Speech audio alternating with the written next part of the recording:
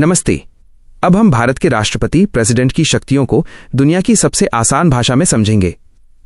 आप बस ये कल्पना करो कि भारत एक बहुत बड़ा घर है और राष्ट्रपति उस घर के दादाजी या हेड हैं। हालांकि घर के सारे काम mummy papa, prime minister and council of ministers करते हैं, लेकिन उनकी मर्जी और उनके साइन के बिना घर का कोई बड़ा काम शुरू नहीं होता। चलिए आपके दिए गए हर एक शब्द को हिंदी में बहुत गहराई से समझते हैं। 1. राष्ट्रपति का भाषण, राइट टू एड्रेस। जब भी देश में नया चुनाव होता है और नई सरकार बनती है तो उसे जनरल इलेक्शन कहते हैं।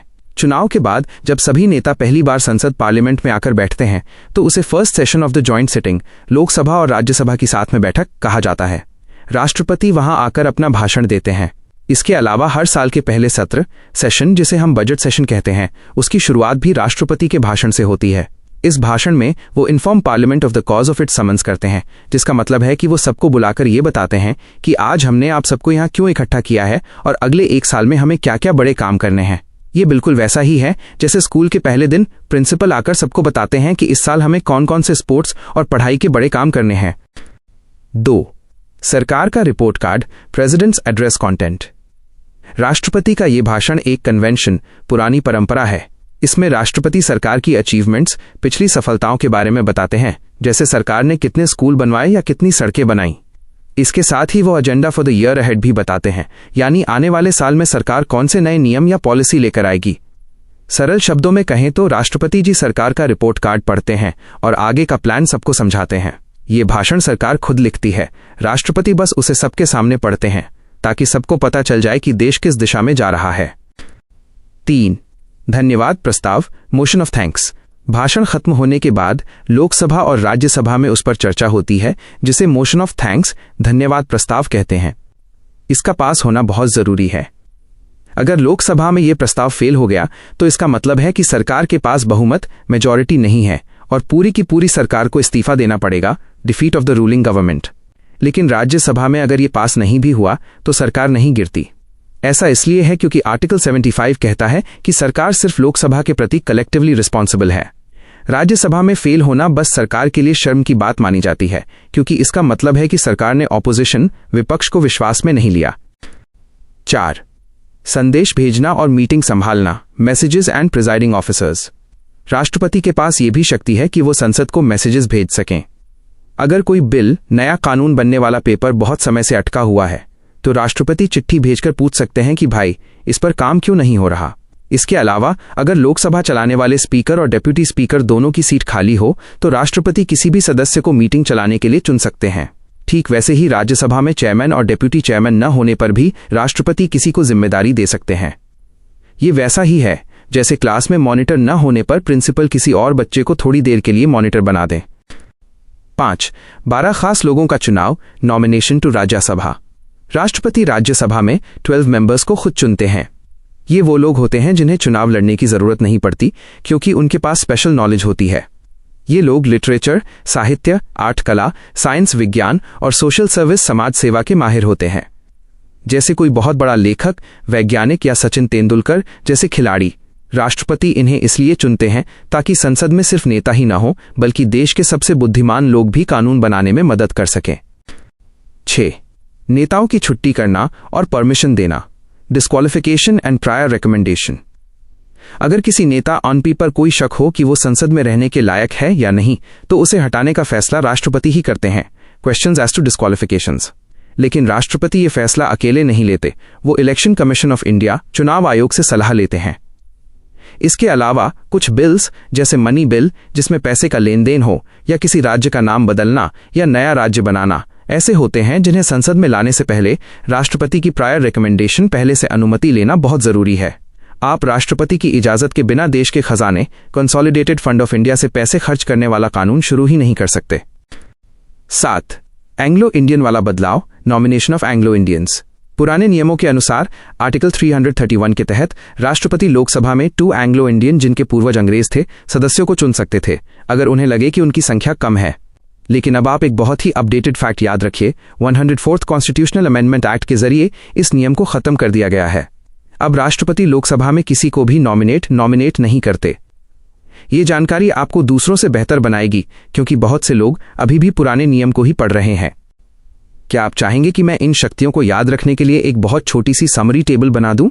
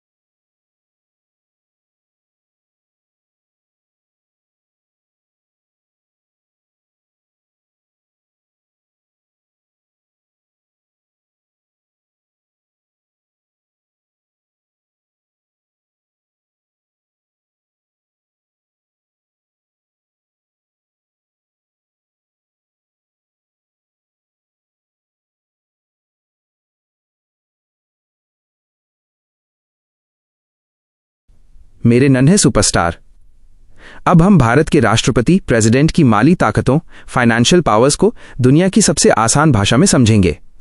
इसे ऐसे समझो जैसे हम एक बहुत बड़े घर की बात कर रहे हैं और राष्ट्रपति उस घर के सबसे बड़े बुजुर्ग हैं। 1.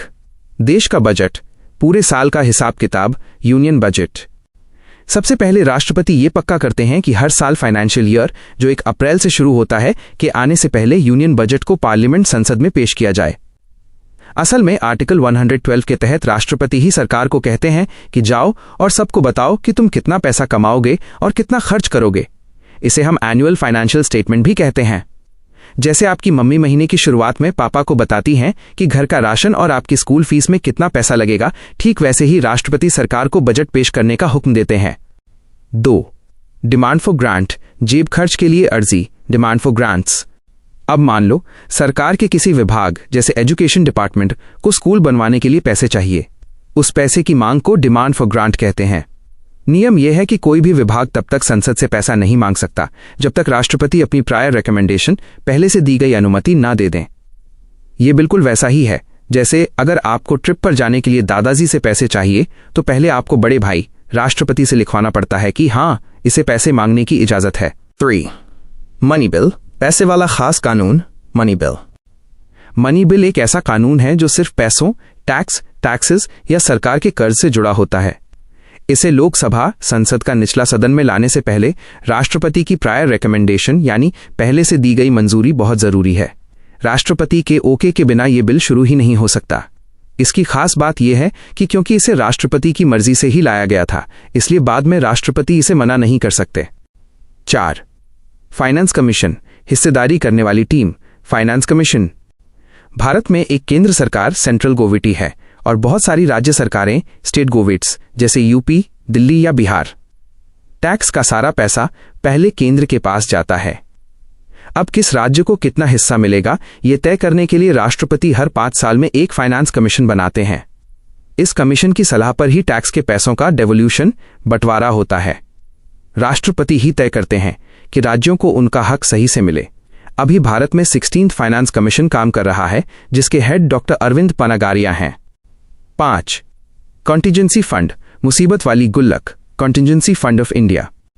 कभी कभी देश पर अचानक कोई मुसीबत आ जाती है, जैसे बाढ़ या कोई और इमरजेंसी। ऐसी स्थिति में सरकार के पास इतना समय नहीं होता कि वो संसद में लंबी बहस करके पैसा मांगे। इसलिए आर्टिकल 267(1) के तहत एक खास गुल्लक बनाई गई है जिसे कॉन्टिजेंसी फंड ऑफ इंडिया कहते हैं।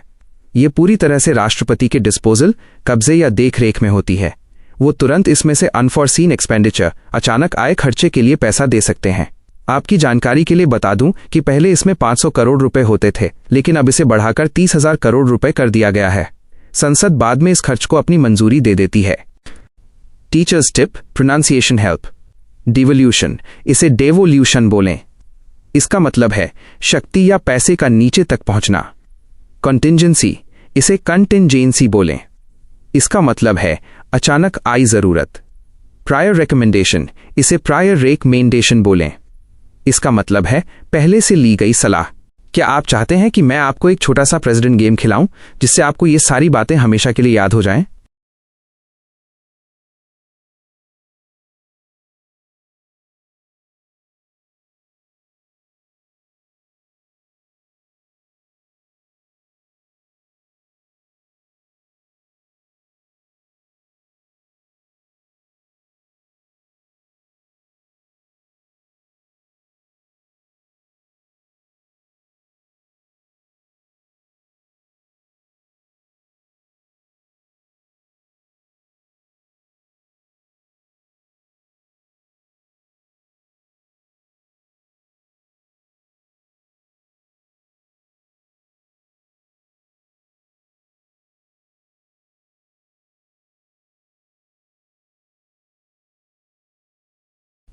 नमस्ते मेरे छोटे दोस्त। आज हम भारत के सबसे बड़े अधिकारी यानी प्रेसिडेंट, राष्ट्रपति की जादुई शक्तियों के बारे में सीखेंगे। सोचो, अगर स्कूल में प्रिंसिपल के पास ऐसी ताकत हो कि वो किसी भी सजा को माफ कर सकें, तो वो कैसे काम करेगी? संविधान कॉन्स्टिट्यूशन ने हमारे राष्ट्रपति को आर्टिकल 72 के तहत 5 खास तरह की माफी देने की ताकत दी है। चलिए इसे बहुत ही आसान भाषा में समझते हैं ताकि आप दुनिया में सबसे बेहतर बन सकें। सबसे पहले बात करते हैं कि राष्ट्रपति ये शक्ति कहां इस्तेमाल कर सकते हैं। इसे हम स्कोप कहते हैं। राष्ट्रपति 3 जगहों पर अपनी ताकत दिखाते हैं। पहला, अगर किसी ने यूनियन लॉ, केंद्र सरकार के कानून जैसे टैक्स चोरी को तोड़ा हो। दूसरा, अगर किसी सैनिक को कोर्ट मार्शियल, सेना की अदालत ने सजा दी हो। और तीसरा, सबसे जरूरी, कैपिटल पनिशमेंट, फांसी की सजा के हर मामले में। भारत में फांसी की सजा को पूरी तरह माफ करने की ताकत सिर्फ राष्ट्रपति के पास ही है। अब हम उन 5 औजारों, टूल्स को विस्तार से समझेंगे जो राष्ट्रपति के पास होते हैं। पहला औजार है पार्डन। ये सबसे ताकतवर शक्ति है। इसका मतलब है पूरी तरह माफ कर देना। जैसे आपने कोई गलती की और मम्मी ने कहा, जाओ अब तुम गुनहगार नहीं हो और तुम्हें कोई सजा नहीं मिलेगी। पार्डन में इंसान के नाम से अपराध का दाग पूरी तरह मिट जाता है और वो एक आम नागरिक की तरह फिर से सरकारी नौकरी भी कर सकता है। दूसरा औजार है कम्यूटेशन। इसका मतलब है सजा के स्वरूप को बदलना, सब्स्टिट्यूशन।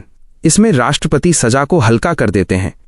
उदाहरण के लिए, अगर किसी को डेथ सेंटेंस, मौत की सजा मिली है, तो उसे बदलकर रिगोरस इम्प्रिजनमेंट, कठोर कारावास या जेल में मेहनत वाला काम कर दिया जाता है। यहां सजा का तरीका बदल जाता है, जैसे किसी बड़े पत्थर की जगह छोटा पत्थर उठाना।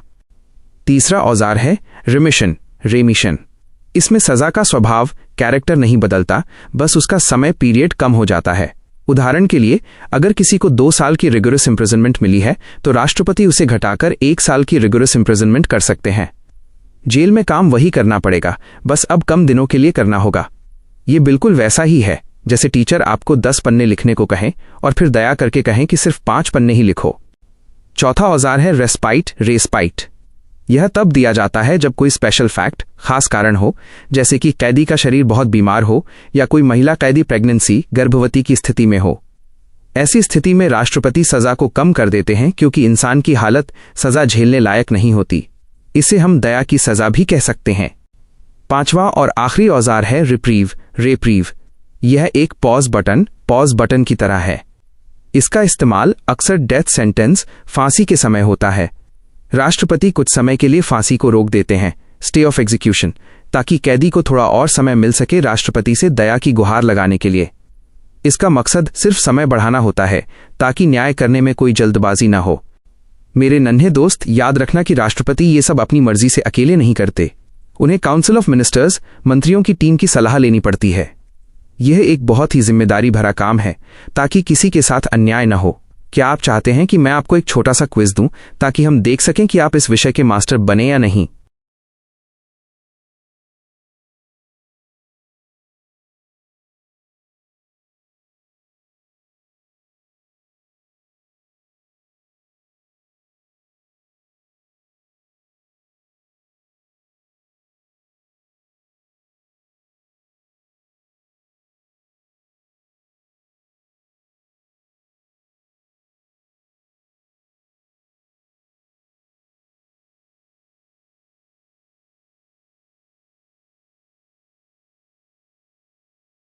Article 72. President's pardoning power, cheat sheet. Article 72. Constitution of India. Nature. Executive power, not judicial. Binding advice. President must act on advice of Union Cabinet. Article 74. Scope. 3 areas. Union law. Offenses against central laws. Court-martial. Military court punishments. Death sentence. Only the President can grant a full pardon for death. The 5 key powers, compact definitions. Pardon, total eraser. Removes guilt plus sentence plus disqualifications. Commutation, substitution, harsher to lighter. E.g., death, right arrow, life imprisonment. Remission, time cutter. Reduces duration. Nature remains same. E.g., 2 years right arrow, 1 year rigorous. Respite, special case. Lighter sentence for pregnancy or physical disability. Reprieve, stay/pause. Temporary stop on execution, mostly for death penalty. Judicial review, Supreme Court watchdog. Maru Ram case, 1980. Advice of cabinet is binding. Limited judicial review allowed. Kehar Singh case, 1989. Convict has no right to an oral hearing. President can look at evidence differently than the court. Epuru Sudhakar case, 2006. Court can cancel pardon if it's based on caste, religion, or political loyalty, mala fide. Shatrughan Chauhan case, 2014. Unexplained delay in deciding mercy petition can lead to commutation of death sentence to life. President versus Governor. Article 72 versus 161. Death penalty. President can pardon it. Governor can only suspend/remit/commute it. Cannot pardon. Military courts. President has power. Governor has 0 power. Laws. President, Union laws. Governor, state laws. Memory anchors and daily revision tricks. Article 72. Mnemonic, Saath Do, 7-2 in Hindi. If you are in trouble, ask the President Saath Do. Give me support/pardon. Alphabetical logic. Commutation equals change. Nature changes. Remission equals reduce. Time reduces. Respite equals relief. Physical relief for health/pregnancy. Daily revision trick. 3-minute rule. Every morning, visualize a prisoner's journey. Use the eraser, pardon, swap, commute, and cutter. Remission. Mental images. Anchor point. Remember Kehar Singh, 1989. Think of it as Kher Singh. The court cares if the president looked at the case properly, but won't interfere unless it's unfair. This simplified presidential pardoning power guide is perfect for a quick visual walkthrough of Article 72 and helps solidify the distinction between executive and judicial powers. YouTube video views will be stored in your YouTube.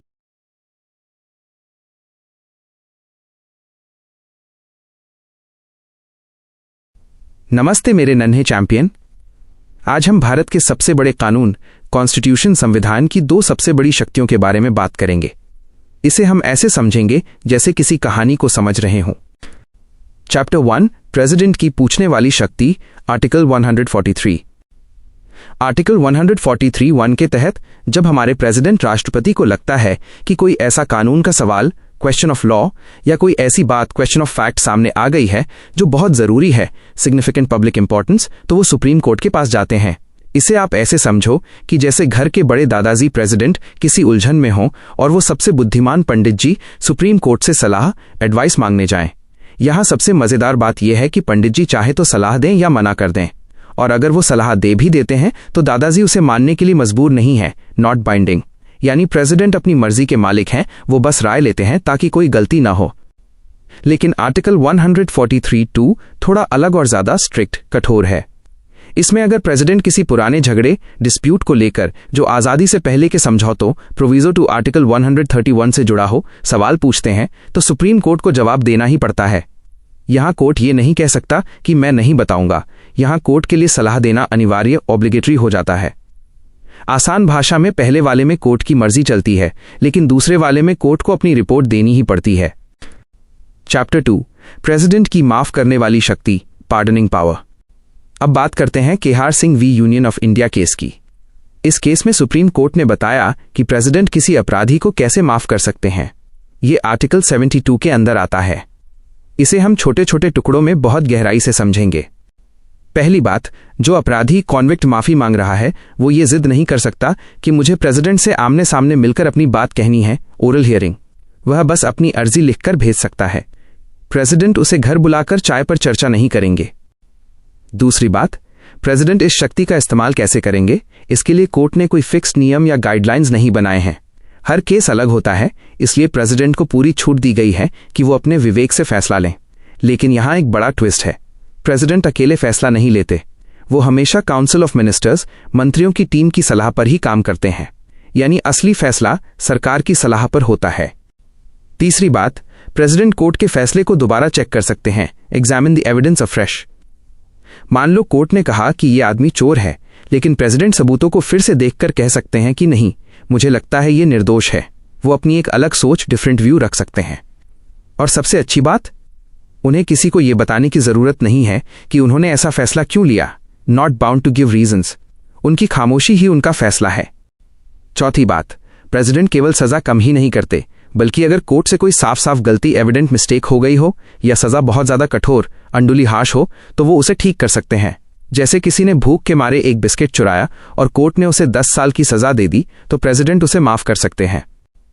आखिरी और सबसे जरूरी बात, अगर एक बार president ने आपकी माफी की अर्जी, मर्सी पिटिशन को मना कर दिया, तो आप दोबारा अर्जी लगाकर अपनी सजा नहीं रुकवा सकते। Stay can not be obtained. Bar bar excuse नहीं चलेगा। और हाँ, अगर प्रेसिडेंट का फैसला भेदभाव वाला, डिस्क्रिमिनेटरी या मनमाना, आर्बिट्ररी हुआ, जैसे सिर्फ अपने दोस्तों को माफ करना, तो सुप्रीम कोर्ट दखल दे सकता है, जुडिशियल रिव्यू। वरना प्रेसिडेंट का फैसला अंतिम होता है। प्रोनाउंसिएशन गाइड, उच्चारण। Article, article. Constitution, constitution. Obligatory, obligatory, अनिवार्य। आर्बिट्ररी, आर्बिट्रेरी, मनमाना। जुडिशियल रिव्यू, जुडिशियल रिव्यू, न्यायिक समीक्षा। क्या आप चाहते हैं कि मैं आपको एक छोटा सा टेस्ट दूं ताकि पता चले कि आप इस टॉपिक के मास्टर बन गए हैं?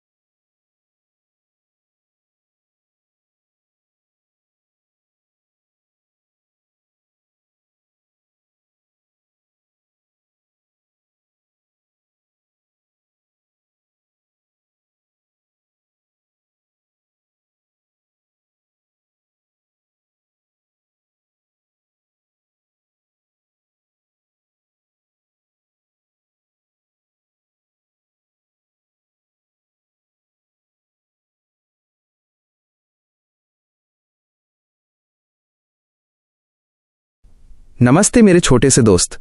आज मैं तुम्हें भारत के सबसे बड़े पद यानी प्रेसिडेंट, राष्ट्रपति की ताकतों के बारे में बताऊंगा। इसे ऐसे समझो जैसे हमारे देश के सबसे बड़े दादाजी हों, जिनके नाम पर सब कुछ होता है। हम हर बात को बहुत गहराई से, आसान भाषा में और उदाहरणों के साथ समझेंगे। डिप्लोमैटिक पावर्स, भारत की दोस्ती वाली ताकतें। डिप्लोमेसी का मतलब होता है मेल जोल बढ़ाना। जब भी भारत किसी दूसरे देश के साथ बातचीत करता है तो उसे डिप्लोमेसी कहते हैं। राष्ट्रपति जी भारत को पूरी दुनिया के सामने रिप्रेजेंट करते हैं। जैसे तुम्हारी क्लास का मॉनिटर पूरी क्लास की तरफ से प्रिंसिपल से बात करता है, वैसे ही राष्ट्रपति जी पूरी दुनिया के सामने भारत का चेहरा होते हैं। जब भी भारत किसी दूसरे देश के साथ कोई ट्रीटी माइनस यानी संधि या बड़ा वादा या अग्रीमेंट माइनस यानी समझौता करता है तो वो राष्ट्रपति जी के नाम पर ही होता है। लेकिन यहाँ एक ट्विस्ट है, राष्ट्रपति जी अकेले ये फैसला नहीं लेते। उनके साइन करने के बाद हमारी पार्लियामेंट माइनस जहां सारे लीडर्स बैठते हैं को उसे रैटिफिकेशन यानी पक्की मंजूरी देनी पड़ती है। जब तक पार्लियामेंट हाँ नहीं कहती वो वादा पक्का नहीं माना जाता। इसके अलावा राष्ट्रपति जी हमारे देश के खास संदेशवाहकों को दूसरे देशों में भेजते हैं, जिन्हें एम्बेसडर या हाई कमिश्नर कहा जाता है। उदाहरण के तौर पर अगर भारत को अमेरिका में अपना कोई खास आदमी रखना है जो भारत की मदद करे तो राष्ट्रपति जी उसे चुनकर भेजेंगे।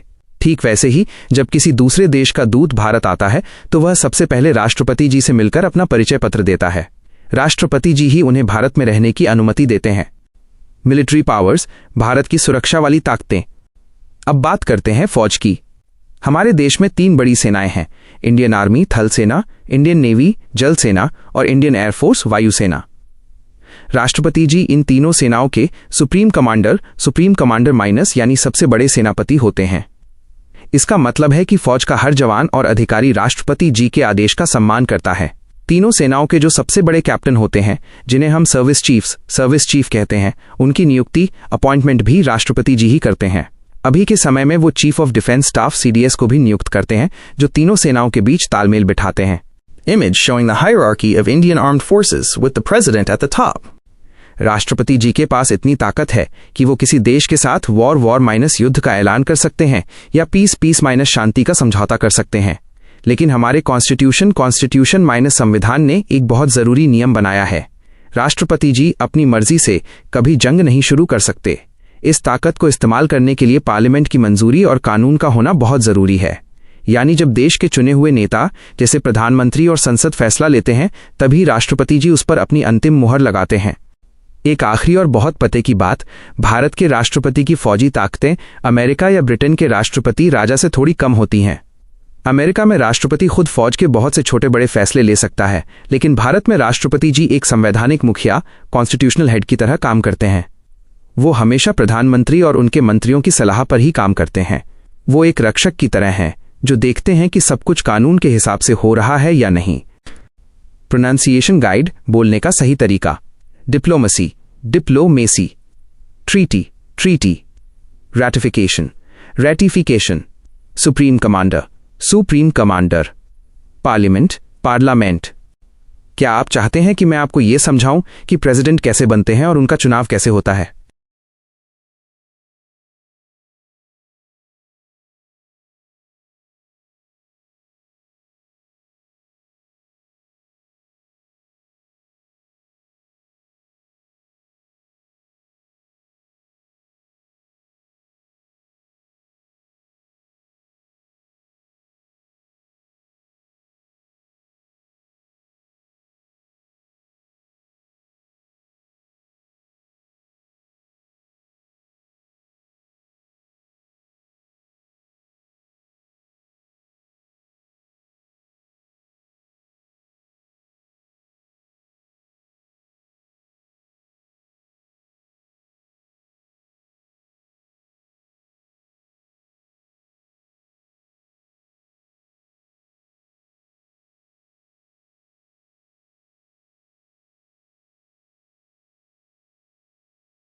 नमस्ते मेरे छोटे दोस्त। आज मैं तुम्हें भारत के संविधान कॉन्स्टिट्यूशन ऑफ इंडिया की उन जादुई शक्तियों के बारे में बताऊंगा जो हमारे देश को मुसीबतों से बचाती हैं। इन्हें हम इमरजेंसी पावर्स कहते हैं। सोचो कि हमारा देश एक बहुत बड़ा परिवार है। आमतौर पर सब अपनी मर्जी से चलते हैं, लेकिन जब घर पर कोई बड़ी मुसीबत आती है तो घर के मुखिया प्रेसिडेंट को कुछ विशेष ताकतें मिल जाती हैं ताकि वो सबको सुरक्षित रख सके। तुम्हारे दिए गए टेक्स्ट के हर शब्द को मैं बहुत गहराई से और सबसे आसान हिंदी में समझाऊंगा। इमरजेंसी पावर्स का मतलब और उद्देश्य, why do we need them. सबसे पहले तुम्हारे टेक्स्ट की पहली line, in order to meet any unforeseen circumstance and to safeguard the sovereignty, unity, integrity and security of the country. इसका मतलब है कि कभी कभी देश में ऐसी मुसीबतें आ जाती हैं जिनके बारे में हमने पहले से सोचा नहीं होता। Unforeseen circumstance. ऐसी स्थिति में भारत की आज़ादी, सॉवरेंटी माइनस सॉवरेंटी, एकता यूनिटी माइनस यूनिटी, अखंडता इंटेग्रिटी माइनस इंटेग्रिटी और सुरक्षा सिक्योरिटी माइनस सिक्योरिटी को बचाने के लिए ये शक्तियां जरूरी हैं। आसान भाषा में समझो, जैसे स्कूल में आग लगने पर इमरजेंसी बेल बजती है और सारे नियम बदल जाते हैं ताकि सबको बचाया जा सके, वैसे ही भारत का संविधान राष्ट्रपति प्रेसिडेंट को यह ताकत देता है कि वो पूरे देश को एक कमान में ले लें और दुश्मनों या मुसीबतों से रक्षा करें। 1. नेशनल इमरजेंसी, राष्ट्रीय आपातकाल, आर्टिकल 352। तुम्हारे टेक्स्ट की अगली बात, तारांकन national emergency in the event of external aggression और आर्म्ड रिबेलियन, आर्टिकल 352। इसे नेशनल इमरजेंसी कहते हैं। यह तब लगाई जाती है जब बाहर का कोई देश हम पर हमला कर दे, external aggression minus external aggression, या देश के अंदर ही कुछ लोग हथियारों के साथ सरकार के खिलाफ लड़ने लगें, armed rebellion minus armed rebellion. उदाहरण से समझो, मान लो तुम्हारे घर पर बाहर से किसी ने हमला कर दिया। अब पापा प्रेसिडेंट कहेंगे कि कोई बच्चा बाहर नहीं खेलेगा, सब अंदर रहो और जैसा मैं कहूं वैसा करो। यहां राज्यों की अपनी मर्जी खत्म हो जाती है और केंद्र सरकार, सेंट्रल गवर्नमेंट सबसे शक्तिशाली बन जाती है। भारत में अब तक ये 3 बार लगी है। इसमें लोगों के कुछ अधिकार, फंडामेंटल राइट्स भी कम हो जाते हैं ताकि सरकार तेजी से काम कर सके। 2. प्रेसिडेंट्स रूल, राष्ट्रपति शासन, आर्टिकल 356। अगला हिस्सा है तारांकन स्टेट इमरजेंसी और presidents rule in the event of failure of constitutional machinery in any state, article 356। इसे प्रेसिडेंट्स रूल, प्रेसिडेंट्स रूल कहते हैं।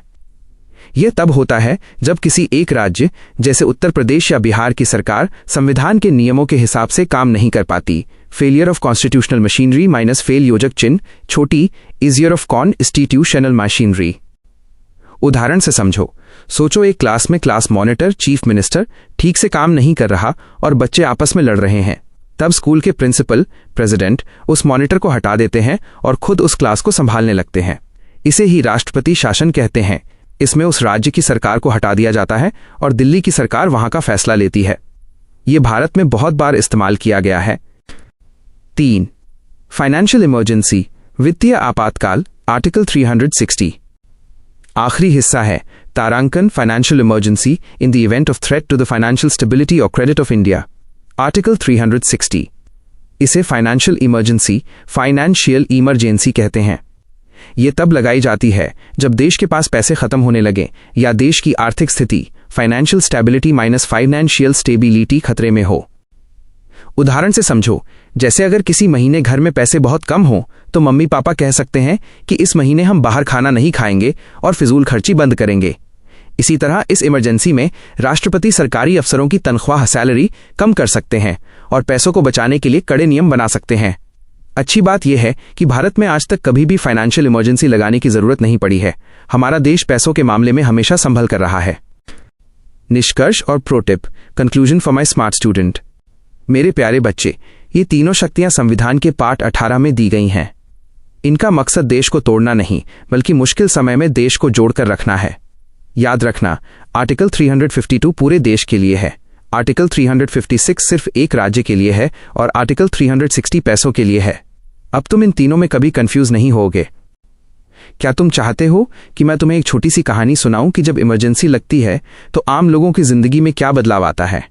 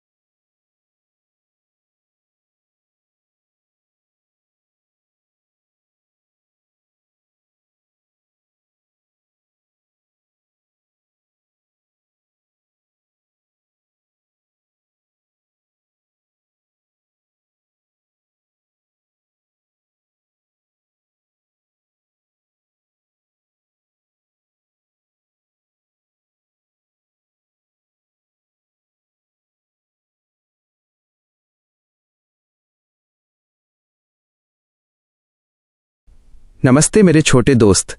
अब हम भारत के राष्ट्रपति प्रेसिडेंट की इस अद्भुत शक्ति जिसे वीटो पावर कहते हैं उसे दुनिया की सबसे सरल हिंदी भाषा में समझेंगे। इसे पढ़कर तुम इतने होशियार बन जाओगे कि तुम दूसरों को भी सिखा सकोगे। राष्ट्रपति और संसद का गहरा रिश्ता। भारत का संविधान कॉन्स्टिट्यूशन कहता है कि राष्ट्रपति पार्लियामेंट का एक बहुत ही जरूरी हिस्सा होते हैं। जैसे तुम्हारी स्कूल की टीम में कैप्टन, वाइस कैप्टन और कोच होते हैं, वैसे ही संसद में लोकसभा, राज्यसभा और प्रेसिडेंट होते हैं। कोई भी नया नियम जिसे हम लेजिस्लेशन या बिल कहते हैं तब तक असली कानून नहीं बनता जब तक उस पर राष्ट्रपति जी अपने साइन ना कर दें। सरकार को यह पावर इसलिए दी गई है ताकि कोई भी कानून जल्दबाजी में गलत न बन जाए। अगर संसद कोई ऐसा नियम बनाती है जो देश के गोल्डन बुक यानी कॉन्स्टिट्यूशन के खिलाफ हो तो राष्ट्रपति उसे रोक सकते हैं।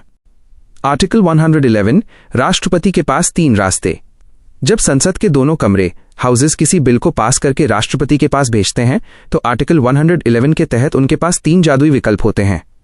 1. एसेंट, सहमति, वो उस पर साइन कर दें और वो कानून बन जाए। 2.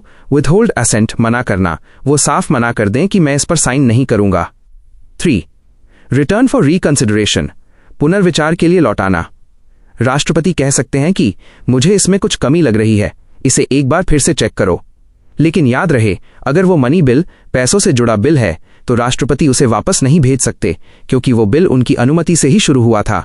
एक और खास बात, अगर संसद उस बिल को दोबारा राष्ट्रपति के पास भेजती है, चाहे बदलाव किए हों या नहीं, तो इस बार राष्ट्रपति को साइन करने ही पड़ेंगे। वो दूसरी बार मना नहीं कर सकते। एब्सोल्यूट वीटो, जब बिल पूरी तरह खत्म हो जाए। एब्सोल्यूट वीटो का मतलब है पूरी तरह से ना कह देना। जब राष्ट्रपति इस शक्ति का इस्तेमाल करते हैं तो वो बिल वहीं डेड जाता है और कभी कानून नहीं बनता। यह अक्सर 2 मौकों पर होता है। सरकार का बदलना, मान लो पुरानी सरकार ने एक बिल पास किया लेकिन साइन होने से पहले ही वो सरकार गिर गई और नई सरकार आ गई। नई सरकार राष्ट्रपति से कह सकती है कि पुराने बिल पर साइन मत कीजिए और राष्ट्रपति उसे रद्द कर देते हैं। प्राइवेट मेंबर्स बिल, जब कोई ऐसा सदस्य बिल लाता है जो मंत्री मिनिस्टर नहीं है और सरकार उसे पसंद नहीं करती, तब भी राष्ट्रपति उसे एब्सोल्यूट वीटो से रोक सकते हैं। इतिहास के 2 बड़े उदाहरण, एग्जाम्पल्स। इसे और अच्छे से समझने के लिए हम 2 सच्ची कहानियां देखते हैं। 1. डॉक्टर राजेंद्र प्रसाद, 1954। उस समय PEPSU, जो अब पंजाब का हिस्सा है, में राष्ट्रपति शासन लगा था। संसद ने वहां के लिए एक खर्च करने वाला बिल, PEPSU अप्रोप्रिएशन बिल बनाया। लेकिन जब वो बिल राष्ट्रपति के पास पहुंचा तब तक वहां से राष्ट्रपति शासन हट चुका था। इसलिए डॉक्टर राजेंद्र प्रसाद ने उस पर साइन करने से मना कर दिया। 2. वेंकटरमन, 1991। सांसदों MPS ने अपनी सैलरी और पेंशन बढ़ाने के लिए एक बिल पास किया। उन्होंने ये बिल अपनी छुट्टी के आखिरी दिन जल्दबाजी में पास किया और राष्ट्रपति की पहले से अनुमति भी नहीं ली। राष्ट्रपति वेंकटरमन ने इसे गलत माना और एब्सोल्यूट वीटो लगाकर बिल को खत्म कर दिया। कठिन शब्दों का उच्चारण और अर्थ, प्रोनंसिएशन गाइड। लेजिस्लेशन, कानून बनाने की प्रक्रिया। असेंट, मंजूरी या सहमति देना। रिकंसिडरेशन, दोबारा सोच विचार करना।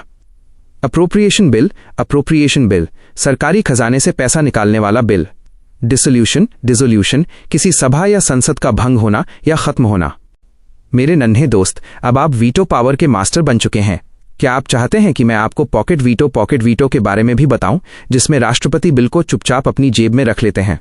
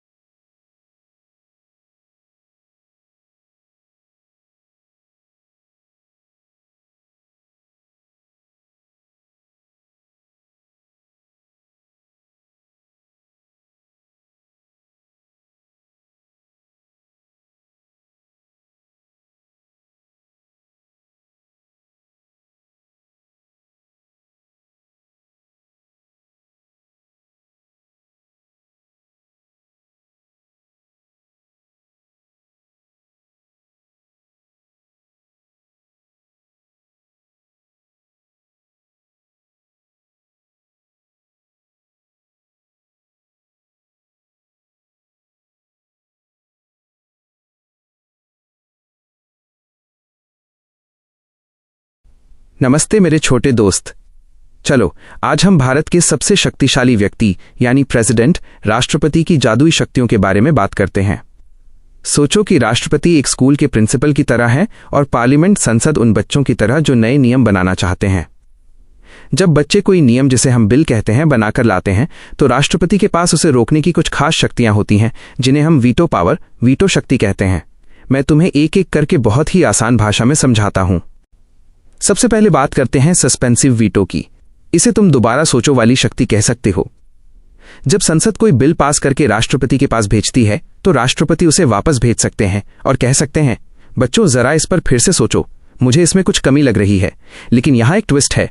अगर संसद उस बिल को दोबारा वैसे ही या थोड़ा बदलकर फिर से राष्ट्रपति के पास भेज देती है तो इस बार राष्ट्रपति को उस पर अपनी असेंट, सहमति देनी ही पड़ती है। वो दूसरी बार मना नहीं कर सकते। इसे सिंपल मेजॉरिटी, साधारण बहुमत से पास किया जाता है, यानी बस आधे से ज्यादा लोगों का हां कहना काफी है। अगर हम इसकी तुलना यूएसए से करें तो वहां के प्रेसिडेंट ज्यादा ताकतवर हैं, क्योंकि वहां संसद को दोबारा बिल पास करने के लिए बहुत बड़ी संख्या, हायर मेजॉरिटी में वोट चाहिए होते हैं। यानी भारत में संसद राष्ट्रपति की इस शक्ति को आसानी से हरा सकती है। अब आता है मनी बिल, धन विधेयक का किस्सा। यह पैसों से जुड़ा नियम होता है। यहां राष्ट्रपति सस्पेंसिव वीटो का इस्तेमाल बिल्कुल नहीं कर सकते। वो या तो हां कह सकते हैं या बिल को अपने पास रख सकते हैं, लेकिन उसे दोबारा सोचने के लिए वापस नहीं भेज सकते।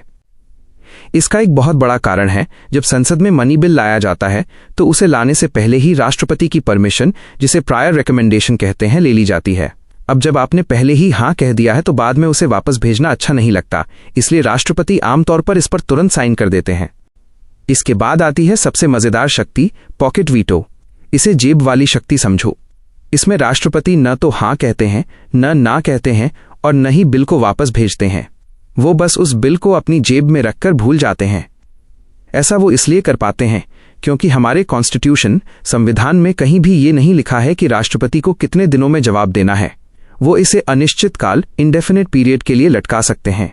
यूएसए के राष्ट्रपति के पास भी यह शक्ति है, लेकिन उनके पास सिर्फ 10 डेज, 10 दिन का समय होता है। भारत के राष्ट्रपति की जेब, पॉकेट, बहुत बड़ी है क्योंकि उनके पास समय की कोई पाबंदी नहीं है। लेकिन याद रखना, राष्ट्रपति हर जगह अपनी मनमानी नहीं कर सकते। जब बात कॉन्स्टिट्यूशनल अमेंडमेंट बिल, संविधान संशोधन विधेयक की आती है, यानी जब देश की नियम वाली किताब को बदलने की बात होती है, तो राष्ट्रपति के हाथ बंधे होते हैं। 24th constitutional amendment act of 1971 ने यह नियम बना दिया कि राष्ट्रपति को ऐसे बिल पर असेंट, सहमति देनी ही पड़ेगी। वो यहां कोई भी वीटो इस्तेमाल नहीं कर सकते।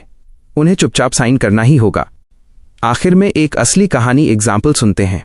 1986 में प्रेसिडेंट ज्ञानी जैल सिंह के पास एक बिल आया जिसका नाम था Indian post office amendment bill. ये बिल थोड़ा खराब था क्योंकि इससे सरकार को लोगों की चिट्ठियां पढ़ने की शक्ति मिल रही थी, जो कि गलत था। राष्ट्रपति जी को यह पसंद नहीं आया। उन्होंने न तो इसे रिजेक्ट किया और न ही वापस भेजा। उन्होंने बस पॉकेट वीटो का इस्तेमाल किया और उसे अपने पास ही रखा रहने दिया। नतीजा ये हुआ कि वो बिल कभी कानून बन ही नहीं पाया। तो देखा तुमने, कभी कभी कुछ ना करना भी कितनी बड़ी शक्ति होती है। क्या आप चाहेंगे कि मैं आपको कुछ और उदाहरण देकर समझाऊं कि ये शक्तियां असल दुनिया में कैसे काम करती हैं? विथहोल्ड हिज एसेंट का बहुत ही सरल मतलब होता है साफ मना कर देना या बिल को अपनी मंजूरी न देना। जब संसद, पार्लियामेंट कोई कानून बनाने के लिए बिल भेजती है तो राष्ट्रपति के पास 3 रास्ते होते हैं: हां कहना, वापस भेजना या फिर विथहोल्ड करना। यहां विथहोल्ड का मतलब है कि राष्ट्रपति उस कागज पर साइन करने से रिफ्यूज, मना कर देते हैं। इसे एक छोटे बच्चे की तरह समझें। मान लो आपने अपने पापा से पूछा, पापा क्या मैं आज रात 12 बजे तक गेम खेल सकता हूं? अगर पापा हां कह दें तो वो असेंट है। अगर पापा कहें अभी नहीं, बाद में देखेंगे, तो वो पॉकेट वीटो जैसा है। लेकिन अगर पापा सीधे कह दें बिल्कुल नहीं, नो, तो इसका मतलब है उन्होंने अपनी अनुमति विथहोल्ड कर ली है। यानी बात वहीं खत्म हो गई और आपको गेम खेलने को नहीं मिलेगा। ये कब और क्यों होता है? इन-डेप्थ लॉजिक। भारत में इसे एब्सोल्यूट वीटो भी कहा जाता है। जब राष्ट्रपति अपनी अनुमति विथहोल्ड करते हैं तो वो बिल वहीं मर डाई जाता है। वो कभी कानून, एक्ट नहीं बन पाता। यह आमतौर पर 2 ही मौकों पर होता है। 1. प्राइवेट मेंबर बिल्स, जब कोई ऐसा सदस्य बिल लाए जो मंत्री, मिनिस्टर नहीं है। अगर सरकार को वो पसंद नहीं आता तो राष्ट्रपति उसे मना कर सकते हैं। 2. सरकार बदल जाने पर, चेंज ऑफ कैबिनेट। मान लो पुरानी सरकार ने एक बिल पास किया और राष्ट्रपति के पास भेजा, लेकिन साइन होने से पहले ही वो सरकार गिर गई और नई सरकार आ गई। अब नई सरकार राष्ट्रपति को सलाह देती है कि पुराने वाले बिल पर साइन मत कीजिए, तब राष्ट्रपति अपनी मंजूरी विथहोल्ड कर लेते हैं। याद रखने वाली बात, crystal clear concept. Suspensive veto में राष्ट्रपति कहते हैं दोबारा सोचो। पॉकेट वीटो में राष्ट्रपति कहते हैं शांति, कुछ नहीं बोलते। विथहोल्डिंग असेंट में राष्ट्रपति कहते हैं मैं इसे मंजूरी नहीं देता, ये बिल यहीं खत्म। क्या आप जानना चाहेंगे कि राष्ट्रपति अपनी मर्जी से मना कर सकते हैं या उन्हें इसके लिए भी मंत्रियों काउंसिल ऑफ मिनिस्टर्स की सलाह लेनी पड़ती है?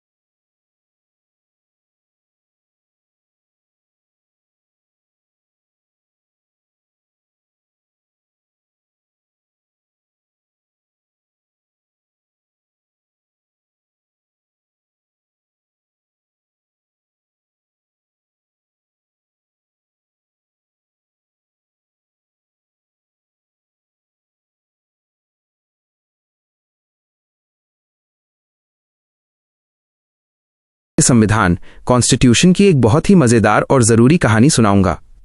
हम बात कर रहे हैं कि कैसे प्रेसिडेंट राष्ट्रपति राज्यों के कानूनों को रोक सकते हैं। मैं तुम्हें हर बात इतने आसान तरीके से समझाऊंगा कि तुम इसे कभी नहीं भूलोगे। 1. गवर्नर का बिल को पकड़ कर रखना, रिजर्वेशन फॉर कंसेंट। जब किसी राज्य की सरकार, जैसे उत्तर प्रदेश या बिहार की सरकार, कोई नया नियम बनाना चाहती है तो उसे स्टेट लेजिस्लेचर में एक पेपर पर लिखा जाता है जिसे बिल कहते हैं। अब यह बिल तब तक असली कानून, जिसे एक्ट कहते हैं, नहीं बन सकता जब तक उस राज्य का गवर्नर राज्यपाल उस पर अपने साइन एसेंट न कर दे। लेकिन यहाँ एक मोड़ आता है। कभी कभी गवर्नर को लगता है कि यह कानून कुछ ज्यादा ही बड़ा या पेचीदा है, तब वो अपनी मर्जी, डिस्क्रेशन का इस्तेमाल करता है और उस बिल को अपने पास रोक लेता है। वो कहता है मैं इस पर साइन नहीं करूंगा, मैं इसे प्रेसिडेंट राष्ट्रपति के पास भेजूंगा ताकि वो इसे चेक करें। इसे ही तकनीकी भाषा में reserving the bill for the consideration of the president कहते हैं। एक बार जब गवर्नर ने गेंद प्रेसिडेंट के पाले में डाल दी तो फिर गवर्नर का काम खत्म हो जाता है। 2. प्रेसिडेंट के पास क्या क्या रास्ते होते हैं? आर्टिकल 201। जब वो बिल हमारे देश के प्रेसिडेंट के पास पहुंचता है तो संविधान के आर्टिकल 201 अनुच्छेद 201 इसे आर्टिकल 201 बोलिए के तहत राष्ट्रपति के पास 3 विकल्प या ऑल्टरनेटिव्स होते हैं। पहला, वो अपनी अनुमति दे सकते हैं, ही मे डिक्लेयर हिज असेंट। इसका मतलब है उन्होंने मुस्कुराकर साइन कर दिए और वो कानून बन गया। दूसरा, वो अपनी अनुमति रोक सकते हैं, ही मे विथहोल्ड हिज असेंट। इसका मतलब है उन्होंने साफ मना कर दिया कि मुझे ये पसंद नहीं आया, ये कानून नहीं बनेगा। ये एक तरह का स्टॉप बटन है जिसे वीटो पावर कहते हैं। 3. सुधारो और वापस लाओ, रिकंसिडरेशन। तीसरा विकल्प सबसे दिलचस्प है। मनी बिल माइनस जो पैसों या टैक्स से जुड़ा होता है को छोड़कर बाकी किसी भी बिल के लिए राष्ट्रपति गवर्नर को आदेश दे सकते हैं कि इस कागज को वापस उस राज्य की सरकार के पास ले जाओ। राष्ट्रपति एक मैसेज भी भेज सकते हैं जिसमें लिखा होता है कि उन्हें क्या क्या पसंद नहीं आया और वो क्या बदलाव, अमेंडमेंट्स माइनस, इसे अमेंडमेंट्स बोलिए, चाहते हैं। वो राज्य की सरकार से कहते हैं कि इस पर फिर से विचार करो, रिकंसिडरेशन माइनस रिकंसिडरेशन। राज्य की सरकार को उस पर फिर से चर्चा करनी पड़ती है। 4. राष्ट्रपति की सबसे बड़ी ताकत, द अल्टीमेट पावर। यहां एक बहुत जरूरी बात है जो आपको बेस्ट स्टूडेंट बनाएगी। अगर वो राज्य सरकार राष्ट्रपति की बात मानकर या बिना माने उस बिल को दोबारा राष्ट्रपति के पास भेजती है, तब भी राष्ट्रपति उसे साइन करने के लिए मजबूर नहीं है। ध्यान देना, अगर केंद्र सरकार पार्लियामेंट कोई बिल दोबारा भेजती है तो राष्ट्रपति को साइन करने ही पड़ते हैं। लेकिन राज्य सरकार के मामले में ऐसा नहीं है। राष्ट्रपति उसे फिर से मना कर सकते हैं या फिर से वापस भेज सकते हैं। वो ऐसा कितनी भी बार, एनी नंबर ऑफ टाइम्स कर सकते हैं। संविधान में यह भी नहीं लिखा है कि उन्हें कितने दिनों में जवाब देना है, नो स्पेसिफाइड ड्यूरेशन। 5. एक आसान उदाहरण, एग्जाम्पल। मान लो तुम्हारी क्लास के बच्चों, स्टेट लेजिस्लेचर ने एक नियम बनाया कि हफ्ते में 4 दिन छुट्टी होगी। तुम्हारी क्लास टीचर गवर्नर को लगा कि यह तो बहुत बड़ा फैसला है। उन्होंने वो पेपर स्कूल के प्रिंसिपल, प्रेसिडेंट के पास भेज दिया। अब प्रिंसिपल सर कह सकते हैं ठीक है, एसेंट, या कह सकते हैं बिल्कुल नहीं, विथहोल्ड एसेंट। या वो कह सकते हैं इसे बच्चों को वापस दो और कहो कि सिर्फ 1 दिन की छुट्टी करें, रिकंसिडरेशन। अगर बच्चे जिद करके फिर से वही पेपर भेजें कि हमें तो 4 दिन ही चाहिए, तो प्रिंसिपल सर फिर से मना कर सकते हैं।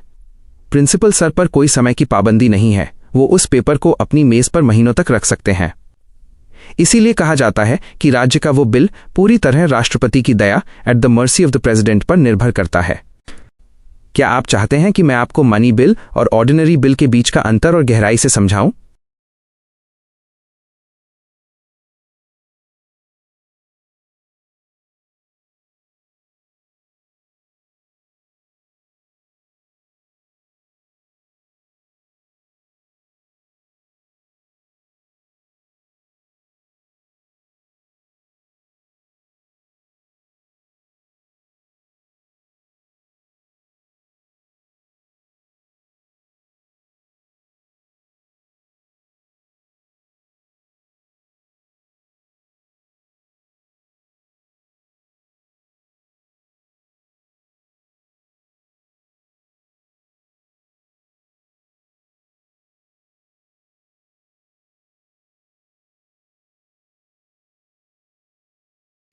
नमस्ते मेरे छोटे दोस्त।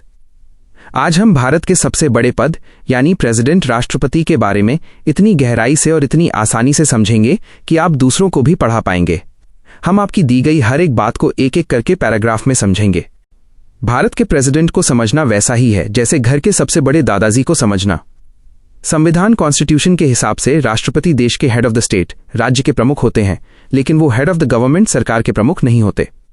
इसका मतलब यह है कि देश का सारा काम उन्हीं के नाम पर होता है, पर असली फैसले प्राइम मिनिस्टर, प्रधानमंत्री और उनकी काउंसिल ऑफ मिनिस्टर्स, मंत्रिपरिषद लेती है।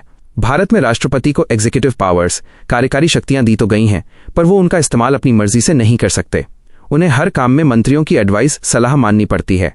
ये बिल्कुल वैसा है जैसे किसी स्कूल के चेयरमैन होते हैं, पर स्कूल चलाने के सारे फैसले प्रिंसिपल लेते हैं। दुनिया के बाकी देशों से तुलना करें तो भारत के राष्ट्रपति की भूमिका ब्रिटेन के मोनार्क, राजा या रानी जैसी है।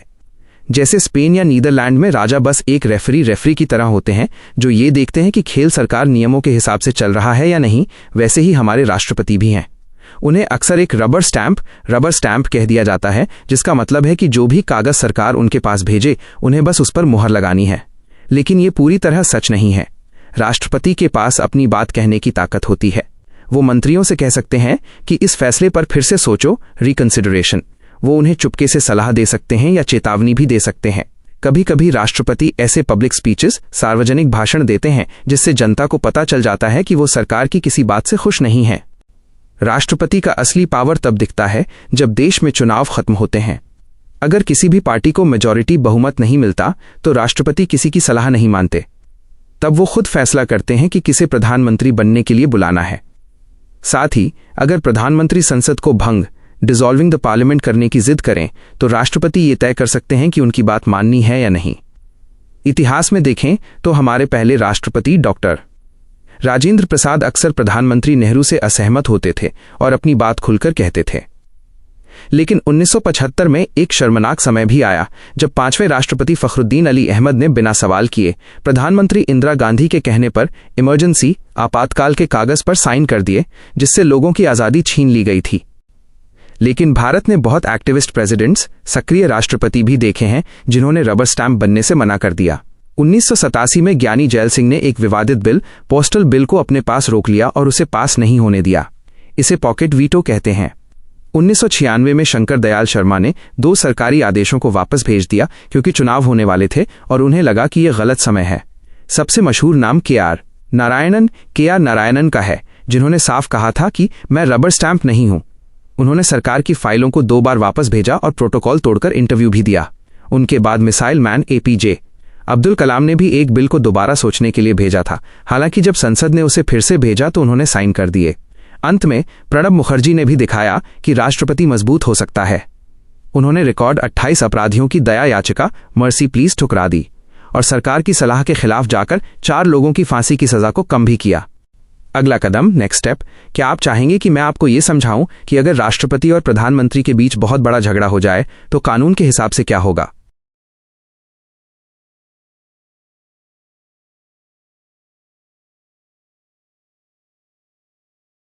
बहुत बढ़िया। तो चलिए अब हम उस स्थिति की कल्पना करते हैं जिसे कॉन्स्टिट्यूशनल डेडलॉक, संवैधानिक गतिरोध कहते हैं। इसका मतलब है जब दादाजी प्रेसिडेंट और पिताजी प्राइम मिनिस्टर के बीच ऐसी ठन जाए कि कोई पीछे हटने को तैयार न हो। इसे एकदम आसान भाषा में पैराग्राफ दर पैराग्राफ समझते हैं। अगर प्रधानमंत्री कोई ऐसा कानून बनाना चाहते हैं जो राष्ट्रपति को लगता है कि देश के लिए या कॉन्स्टिट्यूशन, संविधान के लिए खतरनाक है, तो राष्ट्रपति उसे पहली बार में वापस भेज सकते हैं। इसे सस्पेंसिव वीटो कहते हैं। लेकिन अगर प्रधानमंत्री और उनकी टीम दोबारा वही कागज भेज दे तो राष्ट्रपति को मजबूरी में उस पर साइन हस्ताक्षर करने ही पड़ेंगे। भारत का संविधान कहता है कि राष्ट्रपति मंत्रियों की सलाह मानने के लिए बाध्य हैं। अगर राष्ट्रपति जिद पर अड़ जाएं और साइन न करें तो इसे संविधान का उल्लंघन माना जा सकता है। ऐसी स्थिति में संसद राष्ट्रपति को हटाने की प्रक्रिया शुरू कर सकती है, जिसे इम्पीचमेंट महाभियोग कहते हैं। यह एक बहुत ही मुश्किल और गंभीर प्रक्रिया है जो भारत के इतिहास में आज तक कभी नहीं हुई है। लेकिन यहां एक बहुत ही मजेदार चालाकी छिपी है जिसे पॉकेट वीटो कहते हैं। संविधान में कहीं भी ये नहीं लिखा है कि राष्ट्रपति को कितने दिनों के अंदर किसी कागज पर साइन करना है। तो अगर राष्ट्रपति किसी कानून को रोकना चाहते हैं और उसे वापस भी नहीं भेजना चाहते, क्योंकि वापस भेजा तो दोबारा आने पर साइन करना पड़ेगा, तो वो उस कागज को अपनी जेब दराज में रखकर बैठ सकते हैं। वो ना तो हाँ कहेंगे और न ही ना। इसे ही ज्ञानी जैल सिंह ने 1987 में किया था। इस तरह बिना सरकार से सीधे लड़े राष्ट्रपति ने उस कानून को ही खत्म कर दिया। ये एक ऐसी ताकत है जहां राष्ट्रपति प्रधानमंत्री से भी ज्यादा शक्तिशाली हो जाते हैं। एक और स्थिति तब आती है जब राष्ट्रपति को लगे कि सरकार के पास मेजॉरिटी बहुमत नहीं बचा है। मान लीजिए प्रधानमंत्री के साथ रहने वाले मंत्री और सांसद उनका साथ छोड़ दें। तब राष्ट्रपति प्रधानमंत्री की कोई भी सलाह मानने से इनकार कर सकते हैं। वे प्रधानमंत्री से कह सकते हैं कि पहले साबित करो कि तुम्हारे पास लोग हैं, फ्लोर टेस्ट। अगर प्रधानमंत्री ऐसा नहीं कर पाते तो राष्ट्रपति उन्हें उनके पद से हटा सकते हैं और किसी दूसरे व्यक्ति को सरकार बनाने के लिए बुला सकते हैं। यहां राष्ट्रपति एक केयरटेकर, देखभाल करने वाले की तरह काम करते हैं ताकि देश बिना लीडर के न रहे। अंत में यह समझना जरूरी है कि राष्ट्रपति और प्रधानमंत्री के बीच का रिश्ता बैलेंस, संतुलन का है। अगर राष्ट्रपति हर बात पर ना बोलेंगे तो देश नहीं चल पाएगा, और अगर वो हर बात पर बिना देखे हाँ बोलेंगे तो प्रधानमंत्री मनमानी करने लगेंगे। इसलिए एक अच्छा राष्ट्रपति वह होता है जो सरकार के काम में रोड़ा न अटकाए, लेकिन जब सरकार अपनी सीमा पार करने लगे तो वह अपनी मॉरल अथॉरिटी, नैतिक शक्ति और जनता के बीच अपनी अच्छी छवि का इस्तेमाल करके सरकार को सही रास्ते पर लाए। यही कारण है कि उन्हें भारत का फर्स्ट सिटीजन, प्रथम नागरिक कहा जाता है। अगला कदम, नेक्स्ट स्टेप। क्या आप जानना चाहेंगे कि राष्ट्रपति को चुना कैसे जाता है? क्योंकि इसमें आम जनता वोट नहीं देती, बल्कि आपके द्वारा चुने गए नेता वोट देते हैं। क्या मैं आपको ये इलेक्शन प्रोसेस समझाऊं?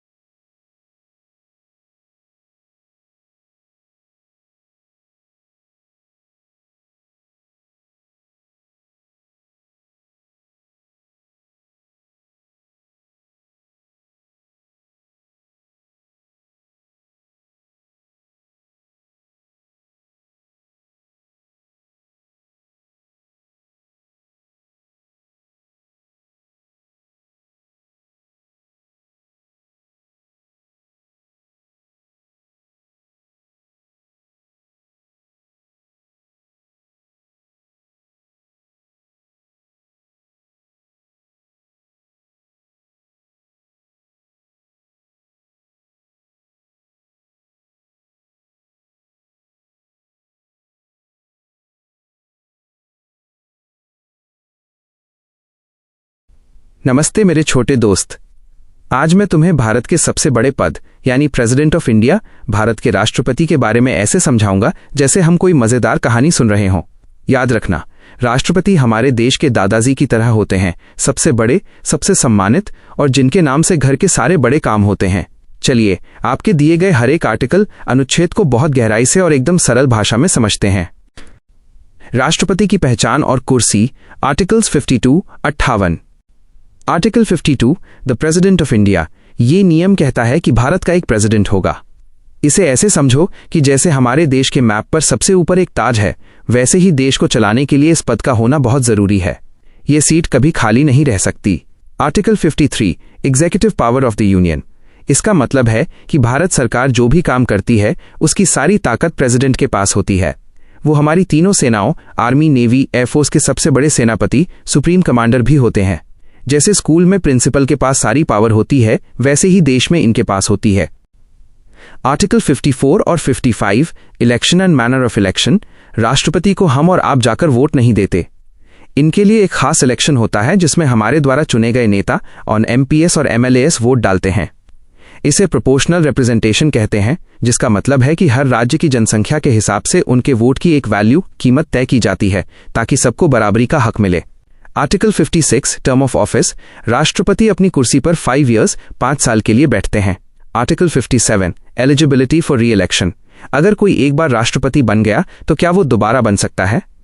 हाँ, भारत में कोई भी इंसान कितनी भी बार राष्ट्रपति बन सकता है, इसकी कोई गिनती नहीं है।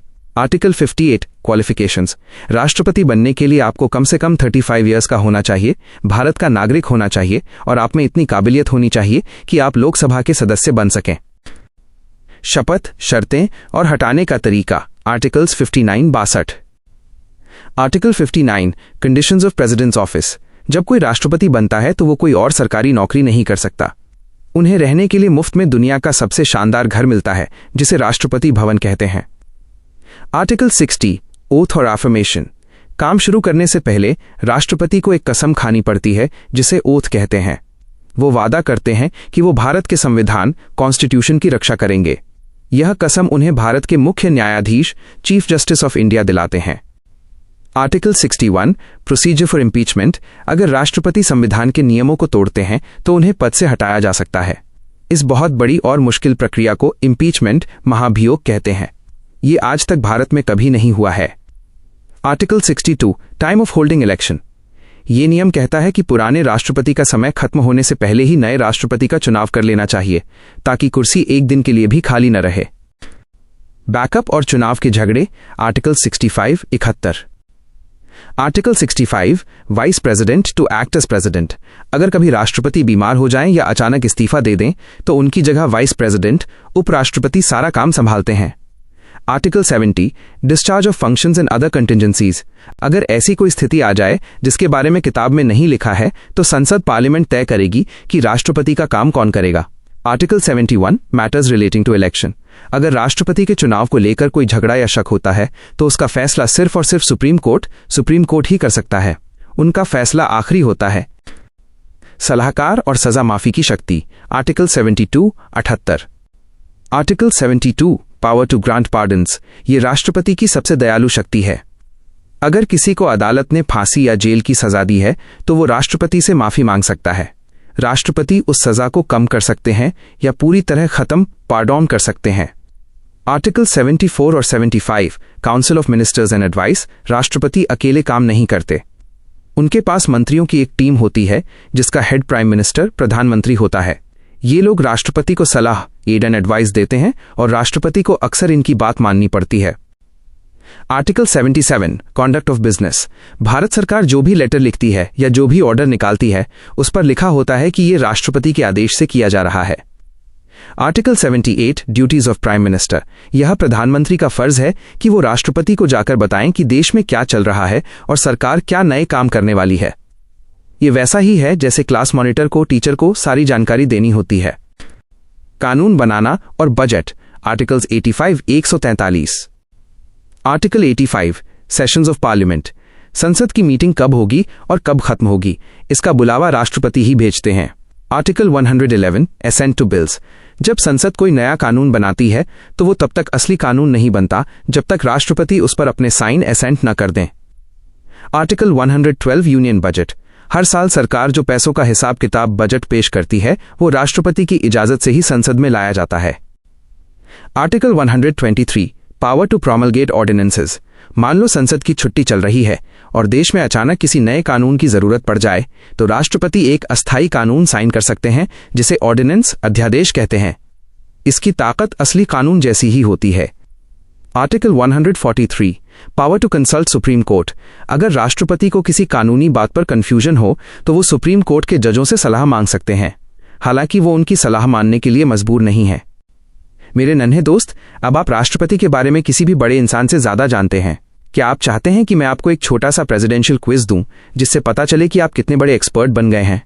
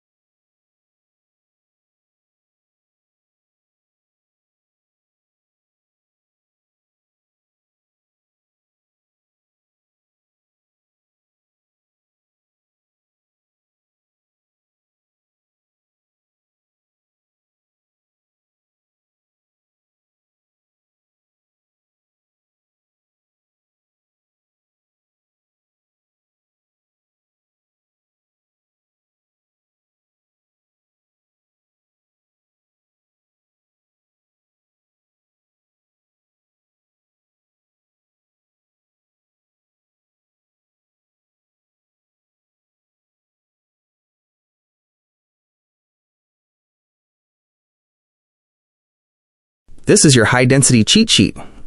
It is designed for the final 10 minutes before you enter the exam hall. It contains every article you provided, plus the secret sauce facts that examiners love to test. The Union Executive, Article 52 to 78 and beyond. 52. The President exists. First citizen, state head. 53. Executive power. Vested in President, Supreme Commander of Armed Forces. 54. Electoral College. Elected MPs plus elected MLAs only. Note: nominated members cannot vote. 55. Election manner. Proportional representation plus single transferable vote plus secret ballot. 56. Term, 5 years. Resigns to Vice President. 57. Re-election, no limit on number of terms in India. 58. Qualifications. Citizen, 35 plus years, qualified for Lok Sabha. 59. Conditions. No office of profit. Free residence. Salary cannot be reduced. 60. Oath. Administered by Chief Justice of India. 61. Impeachment. Ground. Violation of Constitution. Requires 2/3 majority of total House. 62. Vacancy timing. Election must happen before term ends. 65. VP is president. Max 6 months. Gets president's salary/powers. 70. Contingency. Parliament decides who acts if both president and VP are unavailable. 71. Election disputes. Decided only by Supreme Court. 72. Pardoning power. Pardon. Commute. Remit. Reprieve. 74. Calm advice. President must have Council of Ministers to advise him. 75. Appointments. PM appointed by President. Others on PM's advice. 77. Business conduct. All executive actions taken in President's name. 78. PM's duty. PM must communicate all decisions/information to President. 85. Parliament sessions. Summon. Prorogue. Dissolve Lok Sabha. 111. Veto power. Assent. Withhold or return bill. Note: cannot return money bills. 112. Budget. Annual financial statement. Cause to be laid by President. 123. Ordinance power. Lawmaking when Parliament is in recess. Max life. 6 months plus 6 weeks. 143. SC consultation. President can ask Supreme Court for advice. Not binding on him. Pro tips and 2025 Best Student Facts. Current, 15th. President, S.